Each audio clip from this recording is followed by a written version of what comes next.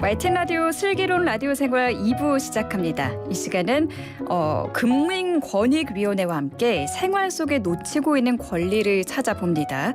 우리 사회를 투명하게 만드는 부패 공익신고.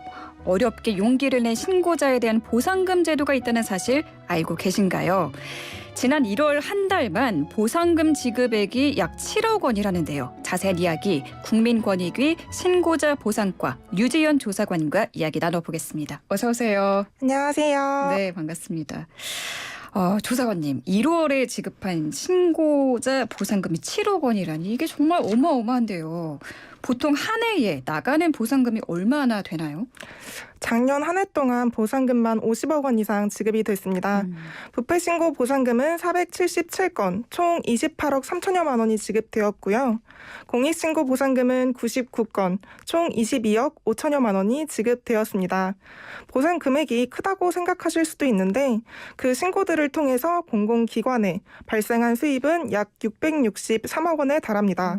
신고로 불법 행위를 적발해서 과태료, 과징금, 벌금 같은 금전적인 제재를 부과하기 때문에 수입이 발생하고 있습니다. 그러니까 신고를 통해서 공공재정에 수입이 생기면 이걸 신고자분들에게도 일부 지급을 해드리는 거군요. 네, 보상금은 부패신고, 공익신고를 통해 발생한 수입의 일정 비율을 지급하고 있습니다.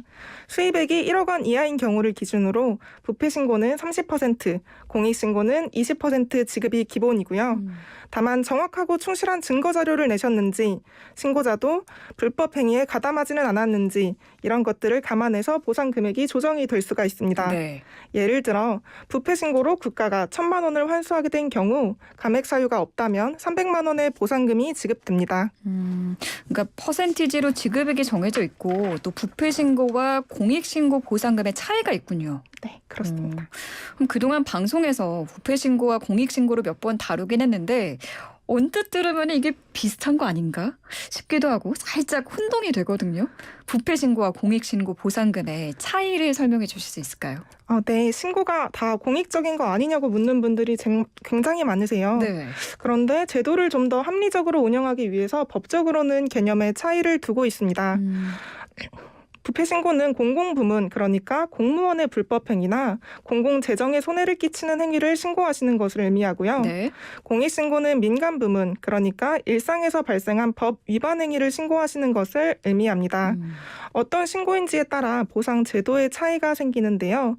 아까 말씀드린 것처럼 보상 비율도 다르고 부패신고 보상금을 받기 위해서는 저희 국민권익위원회에 부패신고를 접수해야 한다는 점, 공익신고 보상금은 내부 신고자에게만 지급한다는 점에서 또 차이가 있습니다.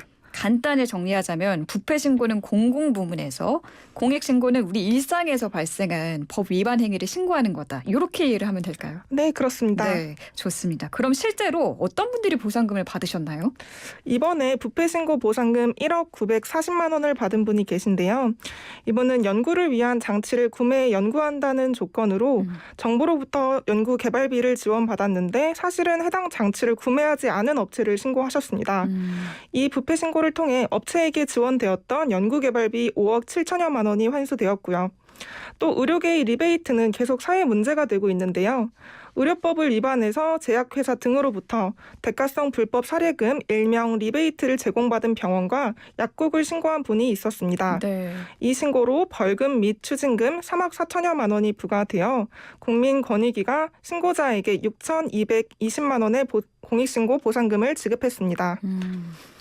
그러면은 이 국가로부터 받은 연구 개발비를 횡령하고 제약회사로부터 불법 리베이트를 받았는데 이게 다 굉장히 중요한 신고인 것 같아요.